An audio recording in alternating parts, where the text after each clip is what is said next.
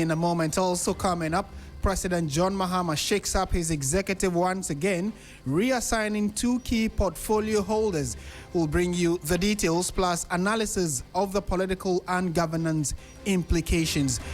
And we are still keeping an eye on the filing of nominations for the New Patriotic Party's national executive positions as former Energy Minister Agyebeng officially enters the race for national chairman. Be a part of the show. Let's hear what you make of the many stories we have for you tonight. We're streaming on Facebook and on YouTube. You can always be a part of this conversation. Before that, though, let's bring you the news summaries with, I nearly said Her Excellency, Nura Mohammed. Hello, Nura.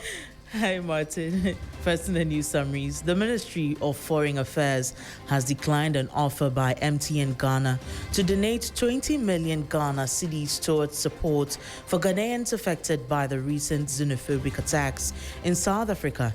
Now, in the press statement dated August 26, 2026, the ministry said it had become aware of media reports suggesting MTN Ghana was preparing to make the donation, an announcement reportedly linked to an interview granted by the telecommunication giant's board chairman, Dr. Ishmael Yamson. Also in the summaries, former Ghanaian boxer Michael Ayite Okai, widely known as Ayite Powers, has been remanded into police custody for 1 week following an alleged death threat against National Sports Authority Director General Yao Ampu Ankara. Ayite Powers appeared before the Dansoman Circuit Court on Tuesday, August 25, a day after he was arrested by the Accra Regional Police Command. Also, a year ago, building in Ghana was getting more expensive by 14.2%, but currently it's 4%, and the government statistician Dr. Al-Hassan Idrisu has announced. He says that a single shift changes the math for every household, contractor and planner in this country. Addressing a press conference in Accra on Wednesday, August 26, he said that year-on-year simply means a change since the same month last year, so the cost of building is rising far more slowly than it did 12 months ago.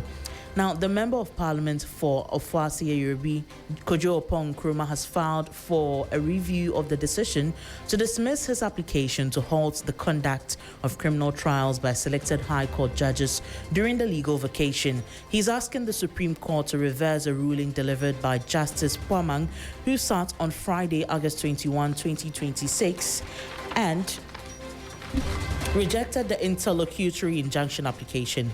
And finally, newly elected communications officer of NPP UK, Michael Ampedu, popularly known as Emotion, has outlined his plans for the party's communications directorate following his election on August 8, 2026. Now, speaking to Bethel Multimedia on August 22, Ampedu won the race with 351 votes, that is 53.42%, ahead of George Odum and Thomas Ousu, out of 657 valid votes cast. That's it for the summaries. Back to you, Martin. Thank you very much, Nura. And let's settle for the details of our stories now, starting from the press conference that ended a few minutes ago. It was held by the Office of the Special Prosecutor. The man occupying that position, Kissi Agyebeng, has been addressing a number of national issues. Now, former Power Minister and 4 others have been named as persons of interest in the ongoing investigation in the case involving former Goldman Sachs banker and Tema Oil Refinery Managing Director Asante Kweku Bekum. Special Prosecutor Kissi Agyebeng named the 5 as persons of interest in the Ghanaian dimension of the bribery case. The announcement follows Bekum's conviction by a federal jury in New York on the 6th of August this year over his role in a scheme involving more than $1 million in bribes to Ghanaian officials in connection with the development and financing of a power plant in Ghana. Let's listen to the special prosecutor on a number of issues that he raised at the press conference, specifically the one having to do with the investigation of the alleged bribery that took place between Asante Kweku Bekum and some Ghanaian officials. Circumstances of the case are such that the actions of Bekum may not necessarily establish culpability in other persons under Ghanaian law. The OSP will not prosecute a person solely on the basis that a person's name appears in proceedings conducted in another country. Equally, the OSP will not hesitate to prosecute such persons where the evidence establishes a proper basis for so proceeding. As I stated earlier, we have been carefully investigating the Ghana dimension, and our public silence has not meant inaction. Our involvement with the case and the evidence so far enable us to identify the following as the main persons of interest in this case. 1, Kwabena Donko, who was at all times the Minister of Power. 2, Francis Walkson Kwesi Jata, at all times the technical advisor to the Minister of Power. 3, Solomon Ajete Sowa, at all times a deputy director at the Ministry of Power. Lyndon George Niso Metal, at all times a director at Tricop Group Limited. And Bafo Ankuma Brobe, at all times an employee at Tricop Group Limited. These are our persons, our main persons of interest for the time being. Other persons of interest include some present and former employees of Volta River Authority, Ghana Great Company Limited, Electricity Company of Ghana, Public Utilities and Regulatory Commission, and some staff of the entity formerly known as the Ministry of Power. Please bear in mind, and this point should be strongly emphasized, that the person of interest is not necessarily a suspect. Still on this case, we have heard talk, and from official sources, that the OSP should not be the institution investigating the matter, and that the OSP lacks the capability and track record to investigate the matter. This begs the obvious. The institution, which provided significant assistance to the successful prosecution of Beku in the United States, rather lacks the capability and track record to investigate the Ghana dimension, and that other institutions, which were not even involved in the matter, are more competent than the OSP. Once again, Uchi Okwedua, now we're in America. We did the case with the FBI, and you are saying we are not competent to handle the case. What kind of logic is that? At the OSP, we do not regard the fight against corruption as a competition between institutions and as pitching one public agency against the other. At the OSP, we reckon that the anti-corruption drive is better served through cooperation and collaboration among public institutions. History teaches us that where investigative and intelligence agencies compete among themselves and fail to cooperate with each other, unhappy events ensue, as was the case with the infamous events of 11 September 2001 in the United States. We call on our sister investigative intelligence and prosecutorial institutions. Let us cooperate with each other. Let us collaborate. Let us share intelligence. Let us compare notes. Let us work together. It is one Republic of Ghana, just one. Certainly so. So it is just one Republic of Ghana, and the Office of the Special Prosecutor, led by Kissi Agyebeng, has just outlined a number of activities they've been undertaking when it has to do with the current issue of the AXA Energy conversation, where a gentleman by name Asante Kweku Beku, who was convicted in the U.S. with issues regarding bribery allegations to the tune of about $1 million, has come up for strong conversation. Again, we would want to take you through some of the other key issues that the special prosecutor raised. And at the press conference, he touched on, conversations in the public where people are questioning the credibility of his office and even his personality, and then also whether or not the OSP has the capacity to investigate a number of issues that have come up for conversation. And so we will bring you the specific inserts of what he said about why people have taken the issue to the Supreme Court for interpretation and the powers that set up the OSP, which has also become a public conversation. And he touched on the decision of the Supreme Court. And then the tail end, he touched on some of the key achievements that the Special Prosecutor's Office have made in the last year or the year under review. So let's go to the phone lines now and engage Agyebeng Senanu, who is an anti-corruption advocate, and then also would also get other resource persons on this particular issue. But Mr. Senanu has joined us first. Mr. Senanu, a very good evening to you. Thank you for joining us. Good evening. I'm sure you followed the Special Prosecutor's press conference. He outlined a number of achievements they've been able to make in the year under review. Also, their investigations and collaboration with the U.S. agencies that investigated the AXA Energy deal, and Ghanaian names he has put out as persons of interest. My first question to you, Mr. Senanu, will be that these individuals that have been named, in your view, should how do you understand when the OSP says they are persons of interest? Does that mean they may have committed a part of the crime, or they probably were just onlookers, but they've been captured as well as part of the investigation? I think that the Special Prosecutor was at pains to say these are not suspects, and nobody should interpret or make some communication suggesting that they've committed a crime, that it will take a court of competent jurisdiction to arrive at a conclusion.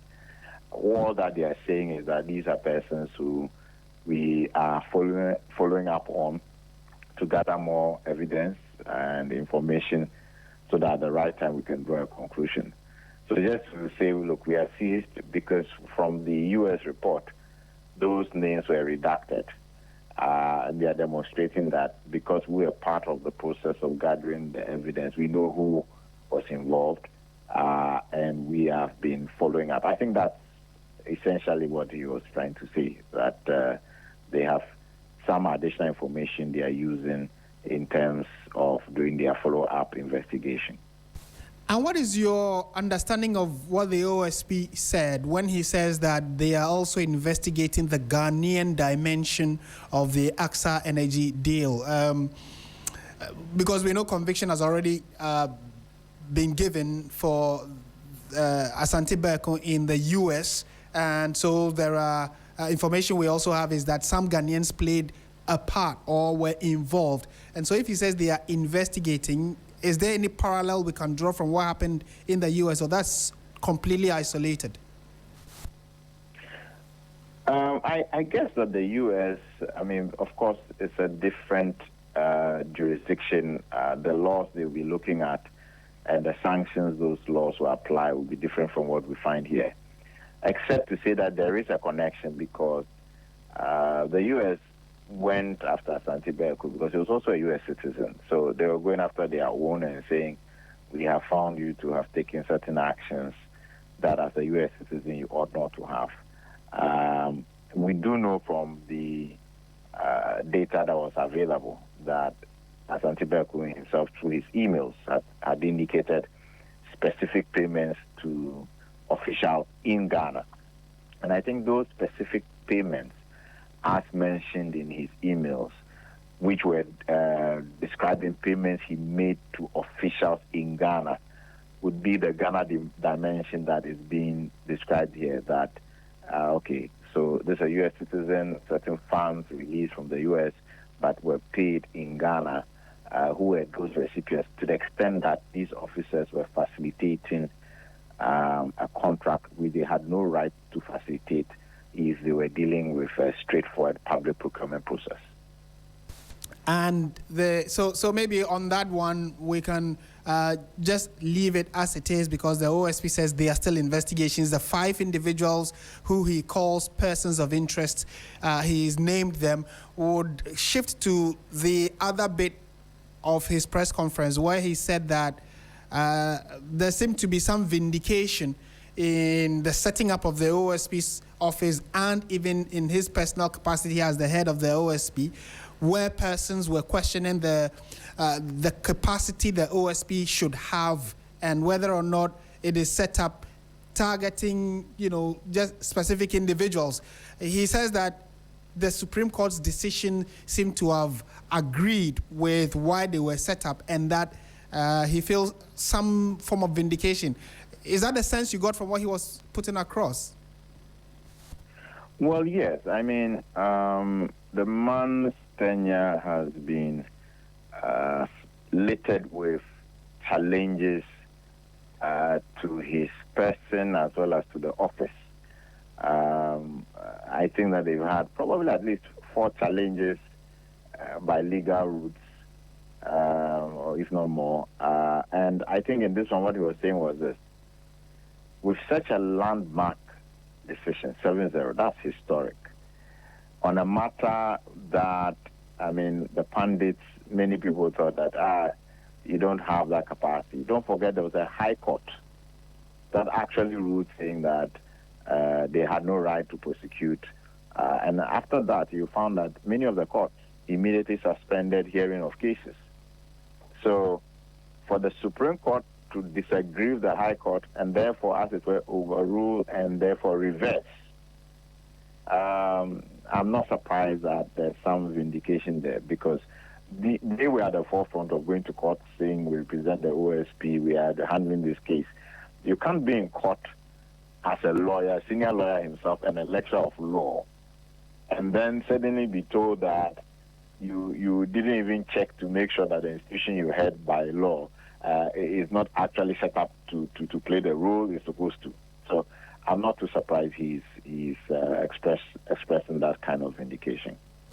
And does that bring finality to the relevance of the office? If you have key voices like the outgoing majority leader in Parliament, Mahama Agyebeng, all calling for the scrapping of the OSP's office, and now that the Supreme Court has ruled, that should bring finality to the conversation, no?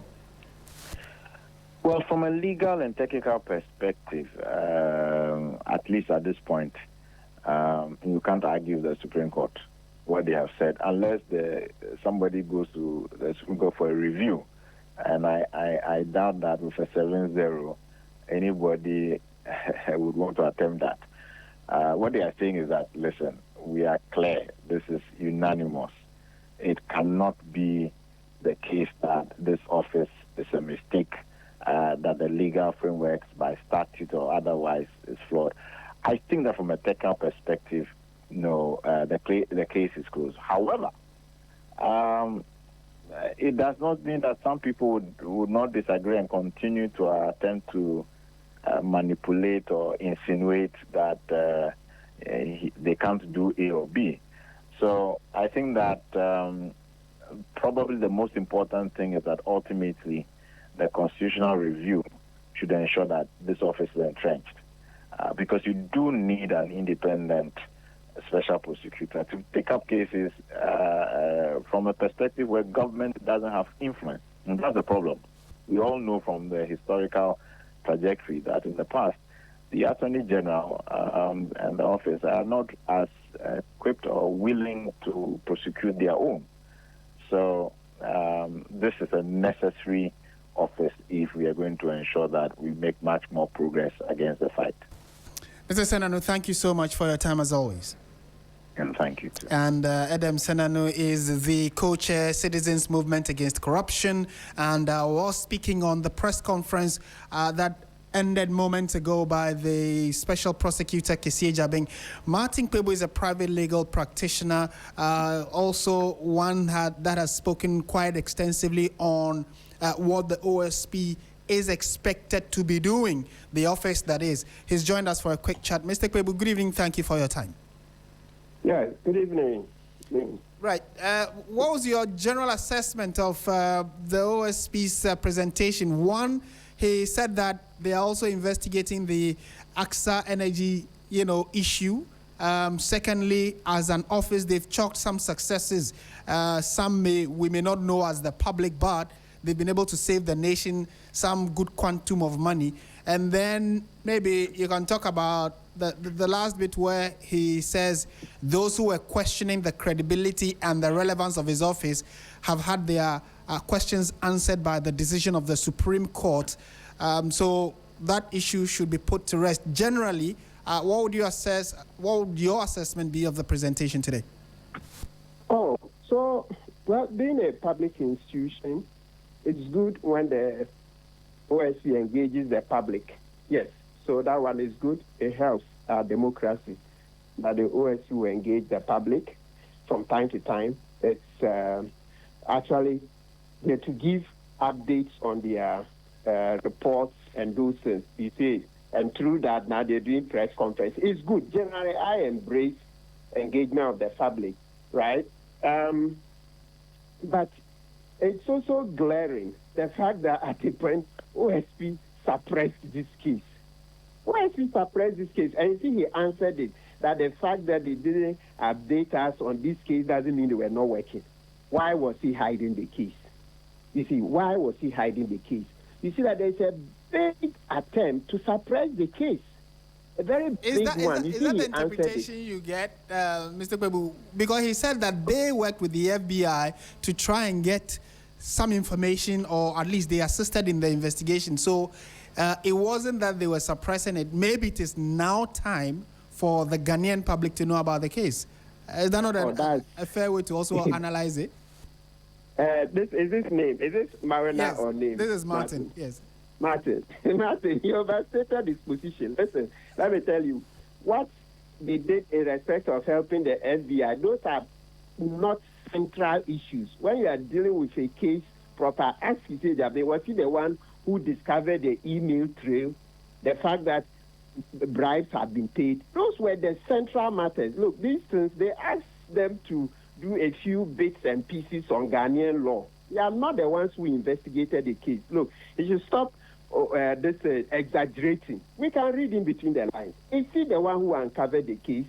And if you remember that he didn't start this though. Martin Amidu was on the case before he came. And Amidu is accusing him that he suppressed the case. So Amidu, and even from Amidu, it went to Cynthia, what's her name? Is it Lumo? So the deputy special prosecutor. You know, when Amidu went, Cynthia was in charge for some months before Kissi Agyebeng came. So Amidu wrote a piece, okay, an article where he said from himself the case went to Cynthia, and then from Cynthia before it came to Kissi Agyebeng. And Amidu is saying that this case had been suppressed, and that evidence of it is even what Kissi Agyebeng admits, and the public too can see that when he took over, how many times did he mention that case? How many times did that case make it into his report? We say, so as for suppressing the case, he can't run away from it. So he should not worsen the case by coming to say that he was involved in, or the office was the one investigating the case for the FBI. No, those things that they had to do, I'm telling you that those are peripheral matters. That's not the heart of the investigation. Right. That's not the heart of the investigation. The fact that FBI has acknowledged that he should be careful. He should be careful. We can ask for an audit. What and what did they do? What and what did Kissi Agyebeng do in this investigation? His main preoccupation was with suppressing the case because of various interests. That's all that it was. He didn't investigate this case. If the Americans, then they will come for Ghanaian components. Oh, what is this? Or give us, can you apply to the Ghanaian bank, this court for authorization to take bank statements of Beck, etc. Okay. I'm telling you that those are not critical matters in respect of the investigation. Those are just formal matters that, as FBI, they will have to rely on the local agency here to do it. He should spare us the exaggerations. It's not good. He's belittling our intelligence by doing what he's doing. He was not front and center. He wasn't a critical part of the investigations.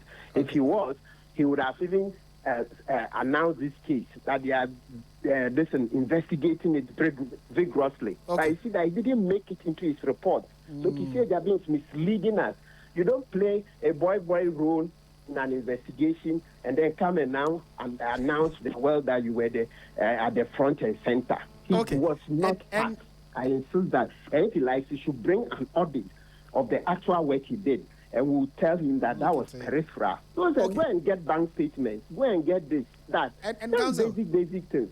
And Council, maybe in conclusion, the debate about the issue that went to the Supreme Court that raised, questions about the setting up and the contrary laws that were quoted and people asking for the office to be scrapped. Now that the Supreme Court has given some final judgment on it, he has acknowledged it. Is there a sense of vindication you get from his presentation? Oh, no, you see, they are shifting the goalposts. Listen, no serious person ever thought that the Supreme Court was going to scrap the whole office. No, nobody who followed it. And you see, if you want to see how that was never even on the table, remember that President Mahama had earlier on come to state, okay, that there is space for the OSP, etc. And as the president, the president gets the best of legal advice, etc. So the president doesn't speak in a vacuum. So from the president's speech, you would know that his lawyers had already advised him that as for totally scrapping the OSP, it was off the table. Remember, that's not the first case to go to the Supreme Court on the OSP. Dr. Agyebeng, they challenged Martin Amidu's age, and it went, and then the Supreme Court held that no, Amidu could stay in office. Even though the question, some lawyers will tell you that wasn't the main question. That the question before the court was not whether OSP is legal. Yes, I admit that wasn't it. But listen, when the thing is so obvious, something is so obviously wrong, and you go to court asking a different question, that obvious thing, the court can raise it. The Supreme Court can raise it. And so what I mean is that the moment that Amidu age case went to the Supreme Court, and the Supreme Court said he could continue indirectly, they had already pronounced that the office was legal. So it wasn't about the office itself. The main question was whether for each case that the special prosecutor takes to court, the special prosecutor must collect authorization from Attorney General, or by the way it was set up, the Act of Parliament, the AG himself sponsoring the bill, etc., then it meant that the AG had given his or her power to the special prosecutor to act. So that it's not like some institutions must always go to the Attorney General for authorization, or if you like, call it fiat, etc. That's the real question. So who said me? If you can check all the interviews. I used to make it clear that no, nobody is saying the office be scrapped. Nobody is saying the office be scrapped. Yes, the plaintiff put it there. But I'm saying that in terms of seriousness, every serious person who is following the discourse would know at all times technical advice to the Minister of Power. And remember, the High Court itself did not even stop the whole institution. The High Court was just saying that, look, Solomon Agyebeng at all times, he should go and collect authorization. He should show the authorization. So it is the method of getting authorization that was the real case. What method? Do you have a standing authorization by the creation of the office, or you go for authorization case by case? That was the real thing. But the final point is this. I didn't get to listen. Did he admit that now the Supreme Court says that he is under the supervision of the Attorney General? I didn't catch that part. Oh, no, that's the most important thing in the case. So the case has clarified that the Attorney General supervises the special prosecutor. So that at least those personal things he was following, when he's been using the office for personal business, etc., like I've been complaining, he's suppressing cases for his friends, etc. Now the Attorney General, Dr. Agyebeng, can supervise him. And so that will reduce those things. So that's the main thing in the case. If he didn't mention that in the press conference, then there's no business in mentioning the Supreme Court case. The main thing is that the Supreme Court says that the Attorney General has supervisory jurisdiction over the OSP. So the OSP is under the Attorney General. It's the Attorney General who gave the powers, so the Attorney General will supervise OSP. That's the key thing. Okay. Mr. Webu, thank you for your time on this issue. Always a pleasure talking to you. Martin Pebu, private legal practitioner, sharing a thought on the press conference that was held by the Special Prosecutor Kissi Agyebeng, where he touched on a number of issues. For those of you who may have missed portions of it, we'll run through a few of the brief highlights of that presentation. Amongst other things, he says that the activities of the OSP that is the Office of the Special Prosecutor, and their shake-up of the government's payroll system has saved the country over 100 million Ghana cedis. The OSP safeguarded the Tema Oil Refinery from being pawned off or sold off, more or less, and then also is now in operation after years of inactivity. Again, he says that the OSP has saved the nation more than 20-fold the total amount released for since its inception or its establishment, and has therefore fully paid for the far and above the resources that were invested into the Office of the Special Prosecutor. Your thoughts are also very welcome on this subject. We'll be happy to share it with the rest of the world. Let's shift our attention to our second major issue this evening, having to do with a reshuffle that came in moments ago from the office of President John Dramani Mahama. And the news is that, in case you have not heard, President John Mahama has made changes to his government, and Abdul Rashid Pelpuo has been reassigned as the Minister of State for Special Initiatives, while Emmanuel Kwejo Agyebeng is replacing Rashid Pelpuo as the Minister for Labor, Employment and Job Creation. The President has also reassigned Deputy Minister for Defense, Ernest Broja Jemfi, who has also been reassigned to become a presidential advisor on national resilience and emergency preparedness. And this was put out by the government spokesperson, Felix Kwachiofosu. So these are two key changes to the president's ministerial portfolios. Let's speak now to Dr. Victor Doke, who is a lecturer at the Kofi Annan International Peacekeeping and Training Center. Doc, a very good evening to you. Thank you for joining us on 3FM. Hello to you. What would your initial thoughts be? I mean, we know that Broja Jemfi, for instance, had been the deputy for about a year and counting, and then a few days ago, a substantive has been named who has taken office, and now he's been removed as deputy. Does that raise any concerns, or you see it as regular protocol and the power the president has is what he's exhibiting? Okay, thank you for the question. Three areas. One, first of all, I wasn't surprised because there are some underlying factors I would like to keep to myself personally that I know, and that has that which has been seen out, and that which has been privy to me by sources. Two, the powers vested in the president mandates that he reshuffles, fires, appoints as he wills, sometimes based on very key analysis or risk assessment that has been done, or even with regard to performance. Looking at defense sector, very sensitive, places as much. Now you have a substantive Minister of Defense, so probably, maybe, the assessment has been done to see, well, we don't need a deputy, or the deputy may come later. Nobody knows. And then last of, is the fact that when you look at the terrain, the security terrain itself, you had, reshuffling from the National Security Secretariat, and then now, with regards to the defense sector, looking at the Deputy Defense Minister.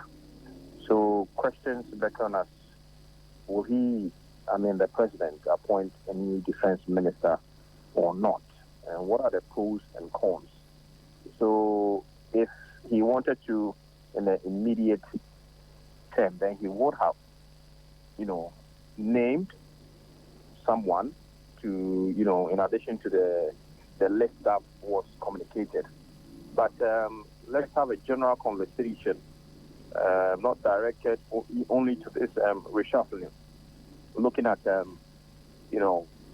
positions and key installations such as defense and security, where you would have personalities come in less than 2 years, they are asked to go to other sectors. Continuity is very key. Experiencing as much as we want, and even 3-6 months can't count as an experience there are some key sectors that you would need longevity. The defense is one. National security is also one. NIB is also one. In fact, the general security sector needs longevity. So whoever is asked to take up the mandate needs to have some, level of assurance, security with regards to performing the role, understanding the sector, and then, immersing themselves into the sector to be able to contribute, meaningfully to the sector. Right. And so if the changes come, we bring in new people, it would be somewhat of a distortment, and it can disturb the flow. And so we need to look at that. Okay. My next question to you, I also do have Dr. Joshua Zato with me. We'll look at the governance aspect generally with him in a moment. But my final question to you, Dr. Doke, will be that should a sensitive ministry like the defense, like you've indicated, be personality-driven? Maybe we know someone who he's tough talking, he takes action, he's decisive.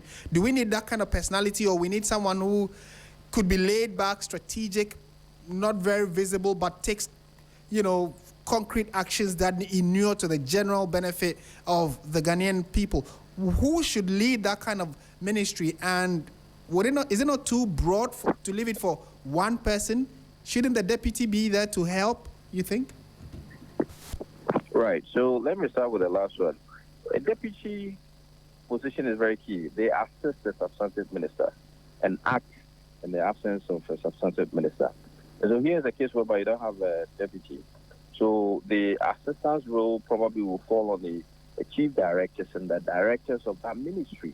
And that is why they are there. Very key personalities who know much about the sector, who are going to contribute to the success of the minister. Now, there's no research that has come out to say someone, a good communicator, assertive, or whatever it is with physical characteristics that you would want to have should necessarily be the person to be appointed as a minister of state. No. Okay. It is how you understand, contribute. Okay. The issues about communicating to the public about the sector will tell a lot if you know what you're doing, if you know the sector you're in, and if you have understood. So one little mistake with regards to what you bring out to the public can determine whether you would need to stay in that position or not. Okay. So sometimes, in as much as the appointing power rests on the president or higher authority, we need to look at certain characters beyond who belongs to one political party. Okay. And this will help us a lot. Dr. Victor Doke, thank you so much for your time this evening. Thank you. He's a lecturer at the Kofi Annan International Peacekeeping and Training Center. And still on the reshuffle, we have Dr. Joshua Zato, who has also joined us. Doc, thank you for your time. What would your general assessment be of the reshuffle, considering the fact that Rashid Pelpo, former minister under Mahama 1, given a portfolio as Labour Minister and now has been moved completely from that ministry and is now going to be working at the office of the president? Thank you very much. Good evening to you and good evening to your listeners. First of all, let's just start with where you ended, Rashid Pelpo. Rashid Pelpo was the only cabinet minister from the Upper West region in this government. If you look at this, the NDC won all 11 constituencies in the Upper West region, so 11 over 11. They chose only one to be in cabinet. By this decision, effectively, the Upper West region has no single representative or in cabinet now. In terms of the representative democracy we want to practice, there's something wrong, fundamentally wrong with that. I mean, if you want to say that of all the 11 MPs you got from Upper West, none is fit to sit in cabinet, there is a fundamental problem to that kind of logic. Secondly, I want to look at the movement of growing agency out of defense. Interestingly, we are treating the defense ministry as if it is not as strategic as you want it to be. Because following the demise of the former defense minister, we left that critical place empty for almost a year, only allowing the Minister of Finance, another big ministry, to act in a caretaker position. Through all of these periods then, the day-to-day lifting of the work then had to be the Deputy Minister. All of a sudden, you brought a new minister, and then you quickly remove it. It also then raises some serious question about the political relevance we put in that ministry, considering that we are in a region where instability and there are serious security challenges. So I have a problem with that. Now, then you move somebody to go in charge of national resilience and preparedness. I don't know whether it's a new ministry, I don't know whether it's a new directorate, or I don't know if it's just job for the boys. That office, in fact, those two offices, the one that the Honorable Rashid Prapo and the one that the other guy is going to occupy in the office of the president, these are just jobs for the boys. Oh, if they are not needed and if it's not critical, you can let them go, but just put them in the tuition pen and paper does not add value to this country. Wow, it's interesting you describe their new appointments as job for the boys because, I mean, for someone who's going to be advising the president on issues of, let me get the specific designation that the president has given him. He's going to advise the president. So Broja Jemfi, for instance, is going to be presidential advisor on national resilience and emergency preparedness. And you know that in recent past, you've just had floods and issues of national concern. So if you have someone to advise the president on that, why would you make it look like it's just job for the boys? Think about it this way. What's the name? There's NADMO, right? National Disaster Preparedness Organization. NADMO is specifically akin to, let's say, FEMA in the United States. It's especially established to deal with national preparedness and resilience, and that is NADMO's job. This is ministry NADMO falls under, the Ministry of the Interior. So the question that you then ask is, if you wanted a minister, somebody at the ministerial level, to deal central with preparedness, then you have said, okay, let's make a Minister of State of the Interior precisely in charge of disaster preparedness or resilience, because there's a substantive ministry under that. The question I ask is, okay, is he now going to work? Is he the one going to advise the president on resilience, or is he going to be the Minister of the Interior through the NADMO? Now, is he going to now go to NADMO to get data, to get information, or is going to go to the Minister of the Interior before he gets to the president? So it's a bit confusing and conflicting that you want to know which are the lines, the direct lines of what? Reporting and communicating. When you're talking about resilience and listening, you want to also be prepared. You need a budget, you need staff, you need other things. This office does not have a budget, does not have the manpower to help deal with this. So I see, that's what I'm saying, it looks a little bit redundant in that we already have a whole agency, a whole department for that. So you could have just, and it's in a different ministry. So it creates a kind of merry-go-round. Is this guy going to go see the Interior Minister, then come to see the President, or see the President go to see the Interior Minister? So instead of the Director General of the NADMO, is that man not supposed to advise the President? Right. Because remember, he's not a cabinet minister, so he cannot, not a sector minister. So he cannot substantially do things that a cabinet minister would have been able to do. So you would, I mean, like, you are alluding to the fact that he should have just let them go because there are people playing the roles they are coming to play in the office of the president. No, I'm saying that, look, if you move somebody to Ministry of Defense, we understand that. You move somebody to Deputy Minister of Defense, we understand those things.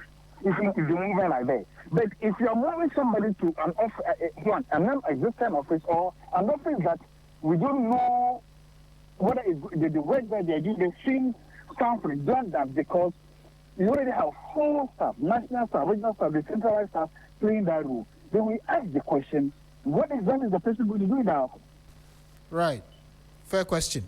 Right. And so let me just pick your thoughts on, I mean, now that you're wearing your governance and political hat, let me just throw this one in. As someone who's been watching Ghana's political space, you'd certainly know that the political activities within the New Patriotic Party is gathering momentum. Key figure like Boakye Jakon today officially filed his nomination to run for national chair position. What would your thoughts be about his capability, his capacity, what he's bringing? That is, if delegates choose him to lead the party in the position of national chairman.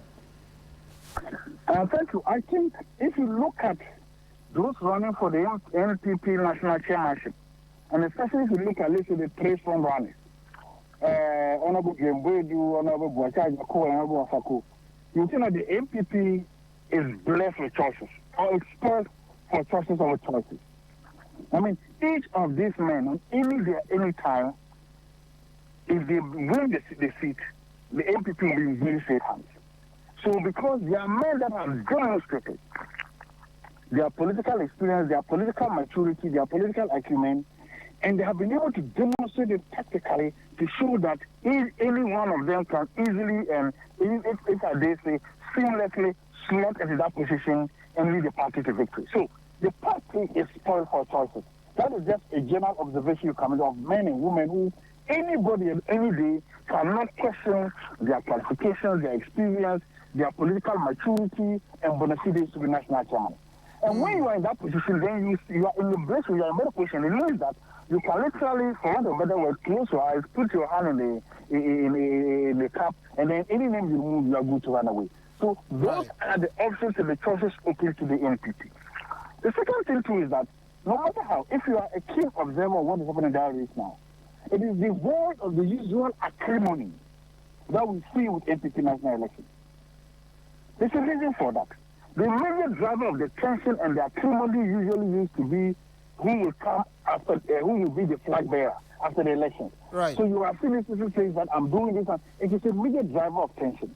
That is why bringing the flag bearer race early is a masterstroke. It's one of the most intelligent and the smartest things the NPP has done since they've gone into opposition.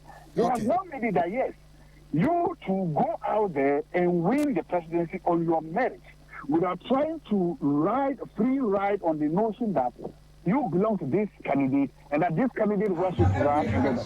That usually doesn't help the party. It leaves the party very structured. Okay. That is why you've seen that literally the race looks boring because it is just going the way it is. The usual source of the tensions, the frictions, and the violence is removed. And we have to say kudos to the NPP for at least managing it like that. Dr. Zato, pleasure talking to you. Thank you for your time. Thank you very much. And he is a political science lecturer and a political analyst, again, clearly positioning what he believes is the NPP's strongest foot being put forward, where he says all those who are running for the national chair positions are competent.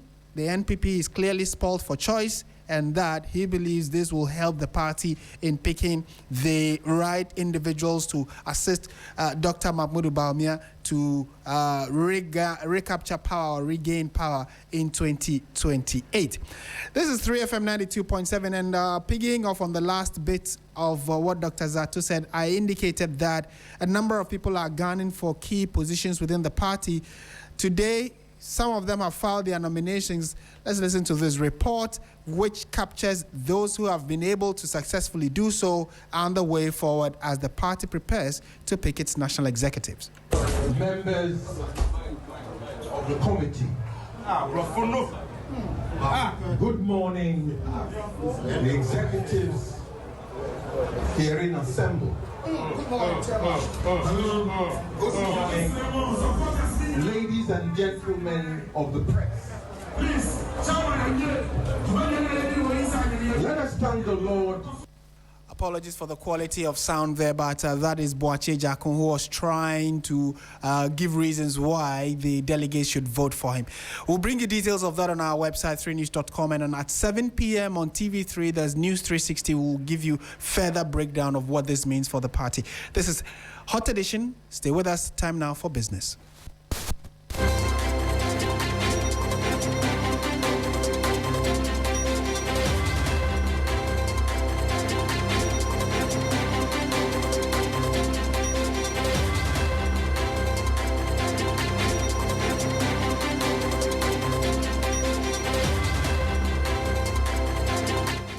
Hello, good evening, and time now for the business segment on Hot Edition on 3FM 92.7 with me, Bismarck Kausa. Coming up tonight, World Bank reveals 56.4% of Ghanaians remain in poverty despite economic recovery.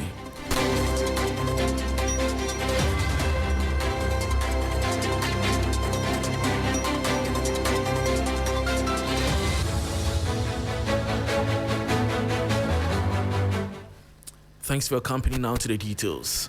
Despite Ghana's recent economic recovery, 56.4% of Ghanaians remain in poverty, with widening disparities across different parts of the country, the World Bank has said. The World Bank Division Director for Ghana, Liberia and Sierra Leone, Robert Taliesio, said the strong headline economic growth recorded in recent years was yet to translate into improved living conditions for a significant proportion of the population. Moving on, the 24-hour Economy Secretariat says it is working with Development Bank Ghana to establish a major financing facility for small and medium-sized enterprises, SMEs. Director and Head of Innovative Finance, Partnership and Markets, Dr. Ishmael Ni Amano Dodu, says the program aims to mobilize at least $1 billion, equivalent to about 10 billion cedis over 4 years. The Secretariat is confident of raising more than $400 million, or about 4.4 billion cedis in the first phase, which will be channeled through commercial banks to support SMEs. The facility is expected to provide cheaper, patient capital, with repayment periods of 3 to 5 years and possible moratorium, depending on the projects financed. We cannot allow non-performance loan, NPLs, to come. We have to also drive out the notion that this is really not the way we have to approach it so well. It's a bicycle, so you have to not pay back and so on. So this is money that is going to the economy. It's going to real SMEs who are actually running the economy. But one of the things that will be good is that it is not collateralized. We are setting up an insurance scheme to be able to insure the loan that will go to you and also insure the product as well. SMEs account for an estimated 80 to 90% of Ghana's economic activity, but continue to face major challenges in accessing affordable financing. The program is therefore seeking to provide financing at significantly lower rates, with a target of 10 to 14% as an initial benchmark for many businesses to expand and create jobs. Our approach, our strategy, is to work with Development Bank of Ghana. Why DBG? Because they have access to development finance. Development finance can be very patient. They are also cheaper than normal rate, and they allow the SMEs to be able to build their capital, all right, equity, and continue to invest in their own production and so on. And that was a report on the 24-hour Economic Secretariat targeting $1 billion for small and medium-sized enterprises to cut borrowing costs. And that brings us to the end of the business segment on Hot Edition on 3FM 92.7 with me, Bismarck. Also, for more business stories, please check out our website, 3news.com. Rick Wampofu is here for Sports News. Please stay.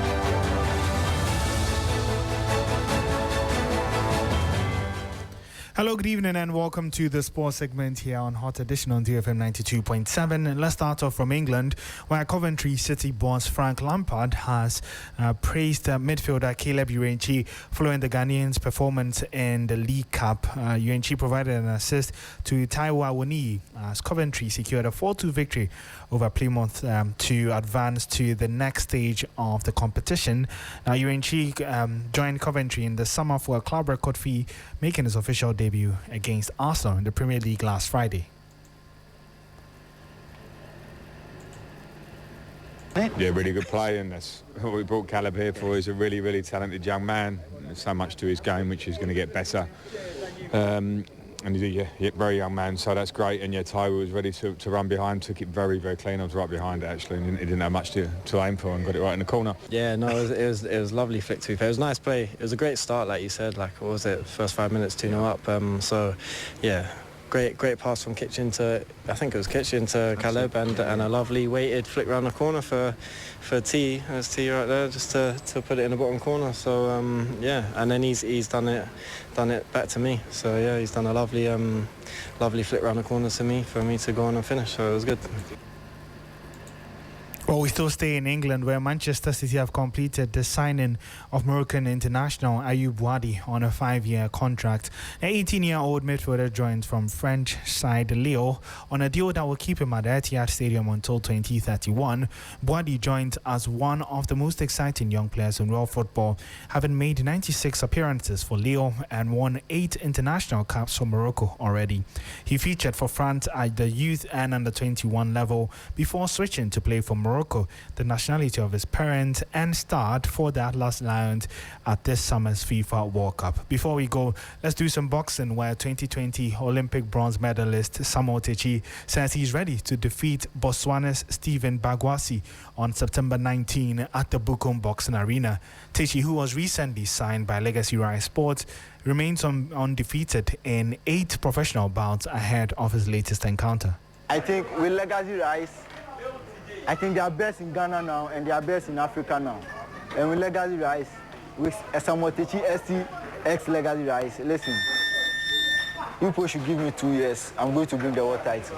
I'm ready for that guy. And I think it is a good test for me because I've sit down since 1 year, and this is my coming back. So I think I have to use him to set an example for, those who are calling me. So I'm going to use him for example.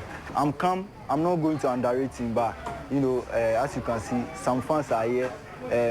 I know the fans miss me. They want to see me in the ring, and I'm prepared. I'm ready for him to give the fans what they want. I'm working on everything. Everything has to be complete in the ring on 19 September. So I'm working. He's going to feel my jab. He's going to feel my left hook. He's going to feel my right. So everything has to be completed in 19th. And so that was Ghanaian boxer Samuel Techi speaking there, bringing an end to the sports segment here on Hot Edition on TFM 92.7. My name is Oreku Ampofo.